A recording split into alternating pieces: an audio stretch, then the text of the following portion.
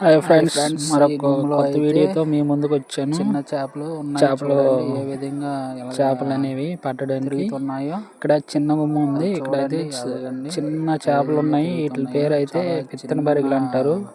అలాగే గుమ్మ అనేది ఇంకిపోతే అలాగా కొంగలకి మేత కింద అయిపోతాయి. చేపలు అనేది కొంగలు అనేది అప్పుడు కొంగలకి మేత ఆహారం అయిపోతాయి.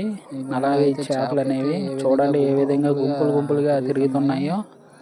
1000కి పైగా ఉంటాయి. 1000కి పైన ఉంటాయి చేపలు అయితే.